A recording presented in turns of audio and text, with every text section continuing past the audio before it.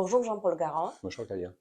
Comme vous le savez parfaitement bien, depuis 2019, la Commission européenne présente une série de propositions en matière notamment de climat, d'énergie, de transport, de fiscalité même, dans le but de réduire les émissions nettes de gaz à effet de serre.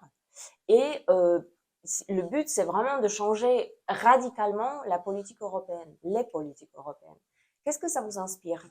Est-ce que ces exigences vous semblent réalistes, modérées?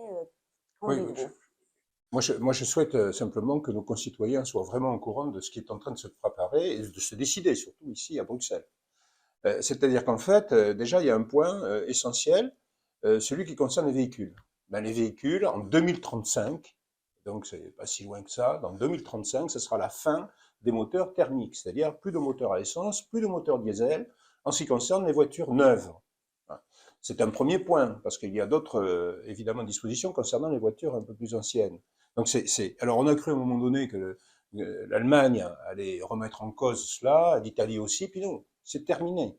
Donc, si les choses se poursuivent telles qu'elles sont lancées, ça sera un règlement et ça sera terminé. C'est-à-dire que même quand c'est un règlement, même les États, ça fait force de loi et les États n'ont aucun pouvoir. Donc ça, c'est un premier point qui concerne les véhicules, avec la fin d'une filière d'excellence, bien entendu, des milliers d'emplois qui seront absolument, qui n'auront plus aucun devenir, et puis des obligations considérables pour nos concitoyens de toutes les zones de notre territoire et en particulier pour les zones rurales. C'est absolument catastrophique. Alors, si on comprend bien qu'il faut prendre un certain nombre de mesures en faveur évidemment de l'environnement, on n'est pas d'accord avec des mesures coercitives qui nous sanctionnent, alors qu'en plus, nous, en France et en Europe, on est les meilleurs élèves de la classe.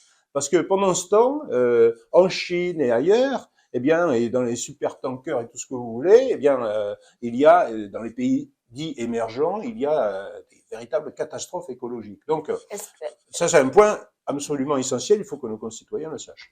est-ce qu'il y a les autres secteurs, des autres secteurs en France et en Europe qui sont concernés par ces exigences? Ah oui, oui, oui. Alors, et ça, c'est beaucoup moins connu encore. C'est-à-dire qu'il y a des dispositions qui, elles, sont encore plus proches dans le temps, qui vont arriver donc très prochainement, qui concernent les bâtiments. Les bâtiments neufs, mais aussi les bâtiments anciens. Ça veut dire très simplement, donc, à partir de 2028 pour les bâtiments neufs et 2030 pour les bâtiments anciens, il faudra se chauffer, par exemple, avec des moyens de chauffage totalement décarbonés. Alors, qu'est-ce que ça veut dire? Ça veut dire c'est la fin, par exemple, des chaudières à fioul. Mais on en parle pour 2028. C'est-à-dire que là, alors il s'agit d'une directive qui a aussi une valeur quasiment égale finalement à un règlement, c'est-à-dire qu'il va s'imposer partout et qui va faire que pour les logements neufs et ensuite les logements anciens, il n'y aura plus de chaudière diesel, enfin gasoil. Et vous Voilà. pensez que nous sommes préparés pour ce genre de Ah changement? mais alors pas du tout, pas du tout. Et il n'y a aucune préparation et puis c'est toujours les mêmes qui vont en souffrir. C'est-à-dire ceux qui n'auront pas les moyens de se mettre évidemment en conformité. Et puis vous savez, cela va très loin parce qu'en réalité, bientôt vous n'aurez plus la possibilité, quand vous voulez par exemple changer de voiture, puisqu'on vous impose de changer de voiture, eh bien en général il faut un crédit quand même. Eh bien vous n'aurez pas de crédit si vous n'achetez pas une voiture qui corresponde aux normes environnementales. C'est-à-dire, en clair, si vous n'achetez pas une voiture électrique, vous n'aurez pas de crédit à la banque. Vous voyez?